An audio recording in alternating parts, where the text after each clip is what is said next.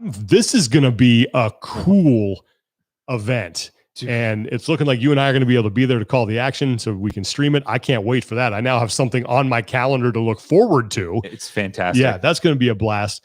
And I love the structure. And, how it's a longer event that they're going to do cuts. They're going to have that event draft.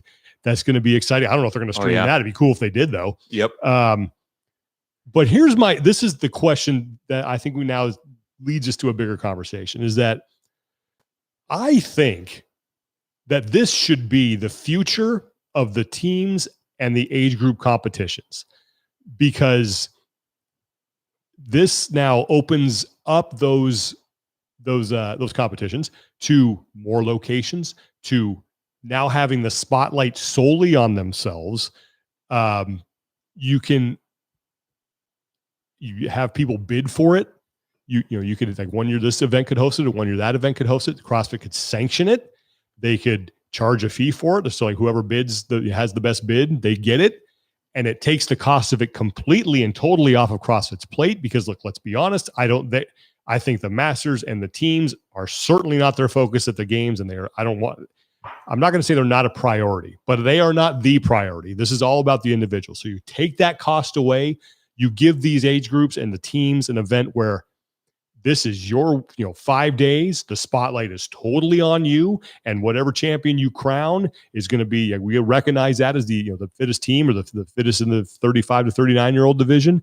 And you can get this, the same gear. Reebok can provide it all, whoever the sponsor is. You can just break it out into multiple locations. CrossFit takes their hands off of it and says, we're just going to sanction it. Have at it. It's no different than what's going on right now with the sanction events. Yeah. And I think, look, at first glance, this competition that Rich is putting on, I think is going to be maybe one of the best team competitions that we're going to see, with all the bells and whistles as far as the structure goes. And I don't think the only thing I think that CrossFit would have to lose here is that all of a sudden now you might be selling fewer tickets to Madison, because obviously there are some people who are going to buy tickets to go specifically for those competitions, and then they watch the individuals as well. And then you might lose a little bit of that, festival feel. So fewer people maybe in Madison, but given what's going on right now with the decrease in seminars, that's basically been stopped because of everything that's going on.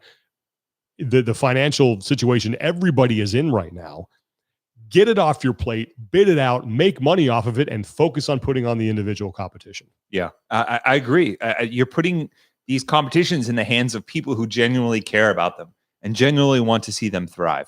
I'll just be straight up. I'm super excited to see how this plays out. I love it, man. Especially the draft thing. Anytime we put a draft into something, like, all right, I'm in. This is going to be great.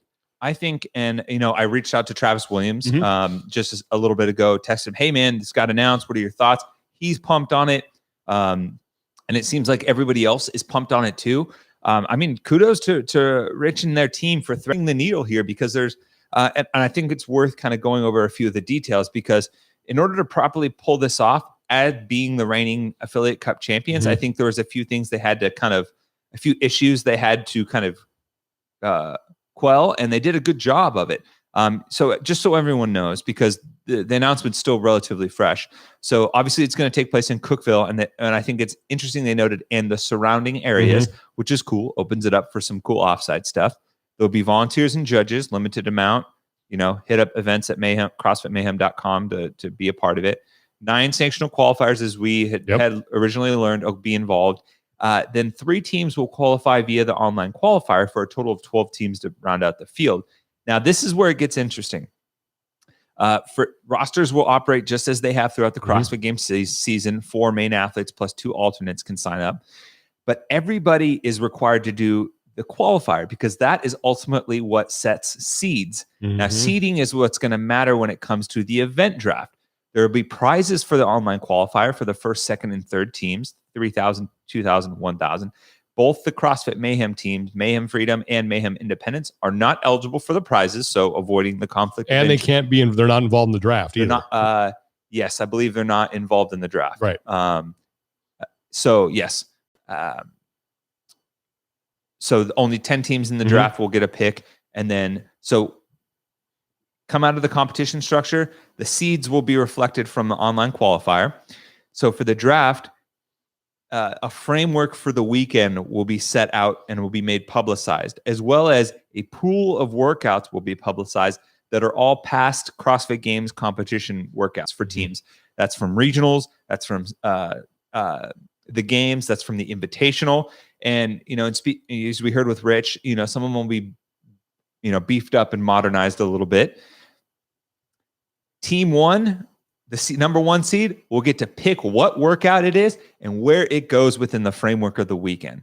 So they can just, I mean, it's like this strategy. If you're a team who thinks you're going to be around for the Final Four and there's one in your wheelhouse, put it on the final day. You can put it as the finale. You can pick the finale. Yeah, it's I love this, and I think too, like, this goes back to what I said about why this I think is the future. Is like, could you imagine if we had a full sanctioned event season and we had 27, 28 teams or whatever? You can still do an online qualifier. That event can still hold an online qualifier to decide seeding. So that's a revenue source for whatever event or whoever is going to host this. You can still have the seeds. You can still do a draft, like an event draft like this, or you can make it into something different, but you can still have an online qualifier to determine seeding.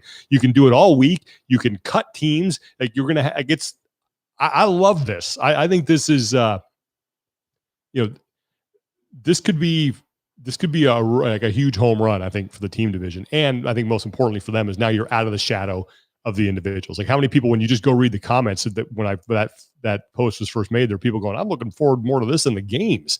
Yeah. So it's going to be it's all on you now. And I think that, man, if you have like multiple championship events, you have a teams championship event, a teenager championship event, a masters championship week, and then you maybe like it all ends with the individuals, I'm in. Like, that's good stuff right there. Take my money.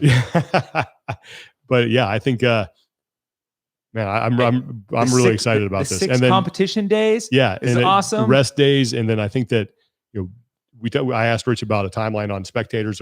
We don't know yet, and I thought I liked the way he answered that. We're going to be safe. We're going to do this smartly, but you're going to be able to watch it. Allegedly, that's what we're being told. You and I are probably going to be there. Like, this is just. I'm super excited about this. Like, this is the most excited I've been, I think, for a long time now this season, because we actually have something concrete that's going to take place in one setting that we're all going to be able to watch, and we're going to crown champion. Yeah. And as Rich said, HQ is supporting this. Yeah. It's a CrossFit licensed event. On the post, they have it, which is great. I think, they've properly accounted for conflicts of interest in terms of programming, giving each team a hand in how the programming plays out, except for Mayhem. The Mayhem teams won't have it, obviously, to avoid that. You've provided in my opinion, if you're going to make the effort to come out to this event, and, granted, they are having cuts after each of so 2 competition days will happen, cuts and a rest day. 2 competition days, cuts and a rest day. 2 competition days. However, you get 2 full days and at least 6 workouts before you even have a chance of getting cut. And you've already had a choice in how the programming goes. So I think that gives everyone a fair shake of having enough to sink their teeth into and making each workout matter more. Yeah. I think that's where they missed out in the cuts in terms of just how they invited last year for the individuals. With inviting too many people to the party, and did everyone deserve invites? Like, that just got all muddy. But here we know these teams are battle tested, and they're coming in, and they have enough hand and information ahead of time to be able to kind of dictate their own fate a little bit. And if this isn't the way forward, then this is a huge swing and a miss on CrossFit Inc.'s part. Well, I mean, we need to see how it plays out. Like, I think the event's going to be really good, but yeah, I don't know why, from their standpoint, when you're looking to shed costs and focus primarily on the individuals, which is what you wanted to do anyway, why not do this and then have a month of championship events? Kind of like, it's like almost like regionals was, where we had 3 straight weekends of huge events where you'd be glued to the TV to see who was going to go to the games. Well, hell, now you got March Madness, but it's like bowl season for college football, and then it culminates in the biggest bowl games, and then your final national champion. Like, I think it's a win-win for everybody. Yeah.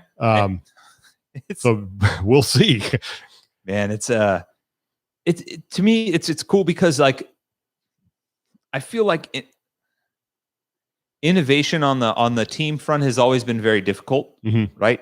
Just because there's so many moving parts. You know,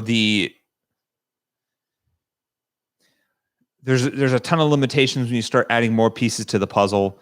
You know, we've had some things like, you know, the worm and minor format changes going from, you know, including every athlete into every workout, which is something that's been more apparent in the recent years. That wasn't the case, I think, before 2016. Right. Yeah. Like as Pat Sherwood used to say, you just can't break Mongo out of the cage anymore and let him rip, you know, 550 pounds on a deadlift and call it a day. Yeah. So, which is great, because I think now they're just opening up the full playbook. You know, it's like they've taken the restrictor plate off the Red Dragon, give it a little extra juice, and we're going to get to see what the team competition really can do when more is on the table and you're not handcuffed in a certain way. Well, and then when you apply this to the Masters, you know, one of the things I said that I hated with the Masters is that they used to have their own days at the games. You know, the spotlight was on them Tuesday, Wednesday, Thursday. I mean, there usually be an individual event going on one of those days, but for the most part, the focus was on the Masters. Yeah. When you put them on the exact same days, you just lost them in the shuffle. Now they can have their own event where the spotlight is totally on them for however long, you know, like a week, 4 days, 5 days. And there are a ton of great stories in those divisions, a ton of great athletes to watch compete. Yeah. And, you know, and CrossFit doesn't have to pay to put it on. They can have someone pay them to do it. Like what? And they can sanction it, and I know they're going to want to have some say in what goes on, but, you know, have it at your venue or your gym or wherever, you know, and I think this could be a really cool thing if done right, you know, moving forward. So I definitely want to keep an eye on how that's all going to play out. Yeah.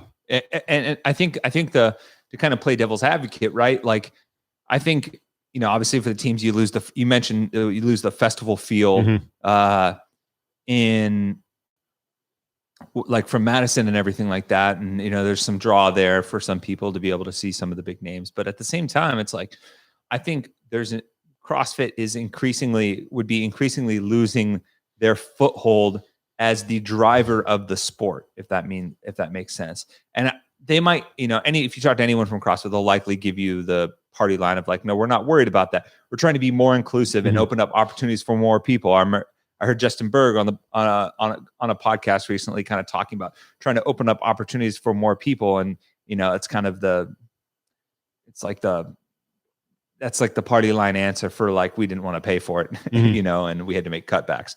But I think that there's a limit to how much power they're willing to concede. Yes, I'd agree with that. And this starts to tiptoe on the line of they're starting to lose control of their community in sport. Right. So, yeah, I mean, that's a really good point, but to be continued on that one, because I think if these events go really well and people enjoy them, you know, especially if the athletes go to Mayhem and they say, man, that was awesome. We had a great time. Yeah. Let's do that again. Maybe that builds some momentum for getting that done.